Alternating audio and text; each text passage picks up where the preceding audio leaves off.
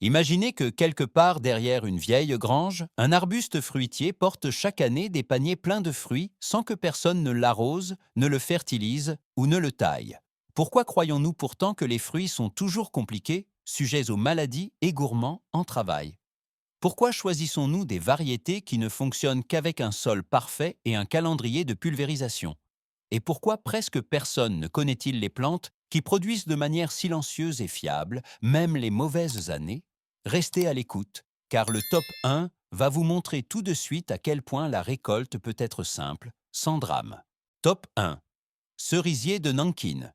Si vous pensez immédiatement aux arbres fragiles, aux échelles et aux marathons d'entretien quand on parle de cerises, remplacez cette image par un arbuste.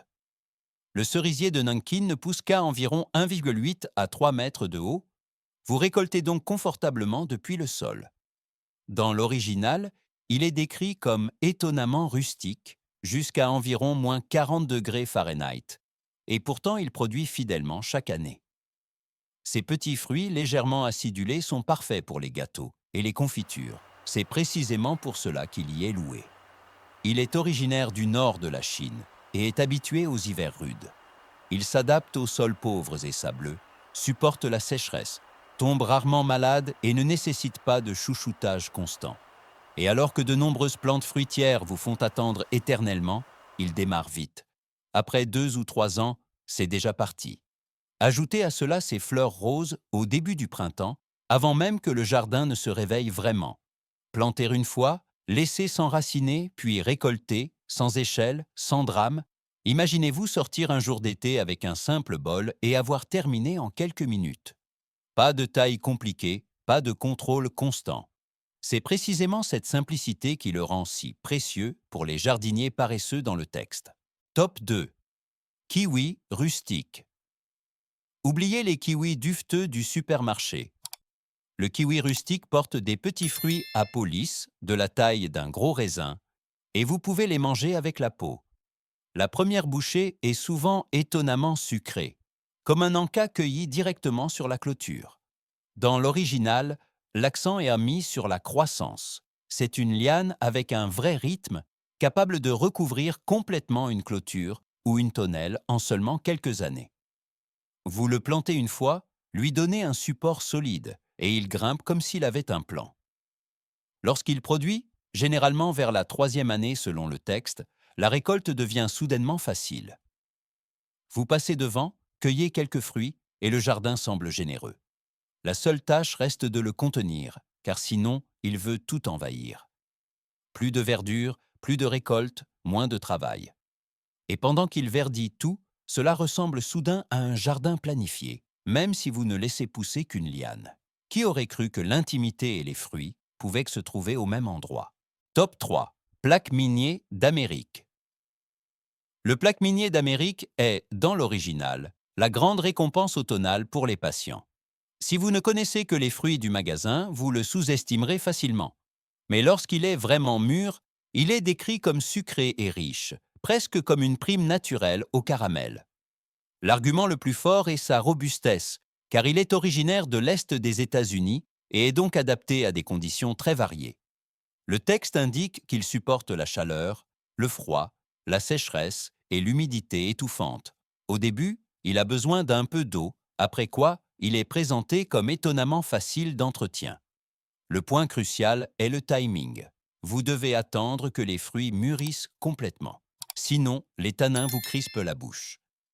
Mais si vous saisissez ce moment, l'arbre fait le travail et vous recevez la récompense, sans intervention constante.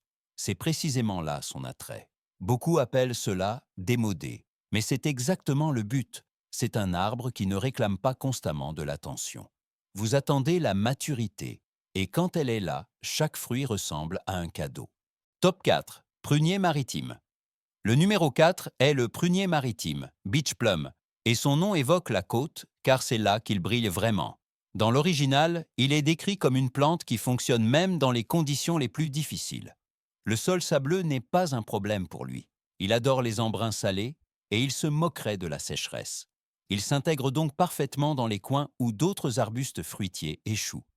Il n'est pas seulement coriace, il peut aussi s'étendre et former de nouvelles plantes, de sorte qu'un point de départ devient plus important avec le temps. Et puis vient la phrase qui marque. Il ne nécessite aucun engrais. Au contraire, il est souligné qu'il fixe l'azote et améliore ainsi le sol autour de lui. Vous obtenez donc une récolte et l'entretien du site en un seul geste. Pour les zones difficiles, c'est presque comme une astuce. Il semble être la réponse à la question de savoir quoi faire des terrains problématiques. Au lieu de lutter, vous plantez quelque chose qui s'y sent bien. Et soudain, rien ne pousse ici est devenu un endroit productif. Et comme il est si peu exigeant, chaque moment de récolte ressemble à une petite victoire contre le jardin parfait. Top 5. Amélanchier. L'amélanchier, Juneberry, est décrit dans l'original comme une surprise parce qu'il a un goût familier tout en étant différent. Le goût y est mentionné comme un mélange de myrtille et d'amandes, sucré, agréablement rond et riche en nutriments à la fois. Avant même de récolter, il offre un démarrage précoce. C'est l'une des premières plantes à fleurir au printemps, ce qui la rend forte pour les pollinisateurs selon le texte. Ensuite, conformément à son nom anglais, les fruits mûrissent en juin. Ce moment est comme un signal de départ, car après l'hiver, quelque chose de comestible est enfin prêt. Sa polyvalence est pratique. Le texte souligne que vous pouvez le cultiver comme un petit arbre ou l'utiliser comme haie. C'est précisément pour cela qu'il y est qualifié de couteau suisse des plantes fruitières. Peu d'histoire, récolte précoce, nombreuses possibilités d'utilisation. Pour une petite cour ou un jardin, c'est énorme, car vous n'avez pas besoin de plusieurs plantes pour couvrir plusieurs tâches. Un amélanchier peut être un brise-vue, un fournisseur de fleurs et une plante fruitière à la fois. Si vous aimez les fruits mais n'avez pas la patience pour un entretien constant, ce profil est parfait.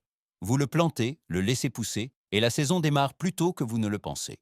Top 6. Assiminier.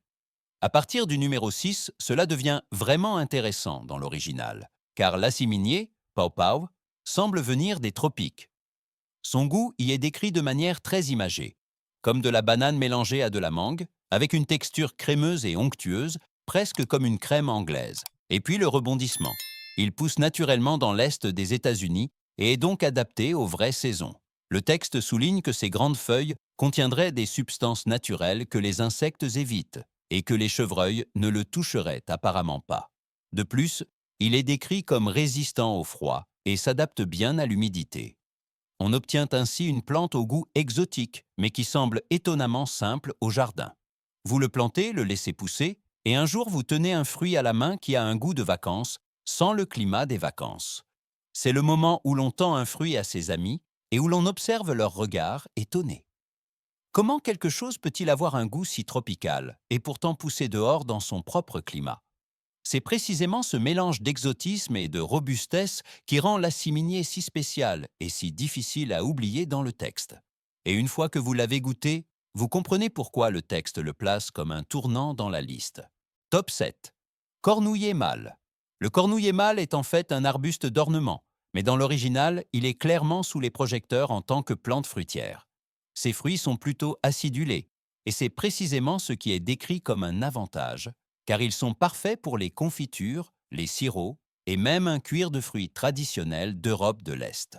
Le fait qu'ils soient cultivés en Europe et en Asie depuis des milliers d'années a une raison simple, il produit de manière fiable. Au début du printemps, il arbore des fleurs jaunes vifs qui, selon le texte, sont une véritable bouée de sauvetage pour les premières abeilles. Les fruits mûrissent ensuite au cœur de l'été, et la partie qui correspond parfaitement à l'idée du jardinier paresseux. Si vous ne cueillez pas, ils tombent simplement, et vous pouvez les ramasser. C'est formulé là-bas presque comme une promesse. Vous le plantez une fois, puis il fait son travail année après année. Peu d'efforts, récolte fiable. C'est le genre de plante que l'on installe un jour et dont on se dit, des années plus tard, pourquoi n'est-ce pas partout? Il rend le printemps plus utile pour les abeilles et l'été plus riche pour vous, sans que vous ayez à intervenir sans cesse. Si ces fruits oubliés vous plaisent, alors mettez un j'aime à la vidéo et abonnez-vous à la chaîne pour ne pas manquer les prochains trésors du jardin. Écrivez dans les commentaires, quel top planteriez-vous en premier?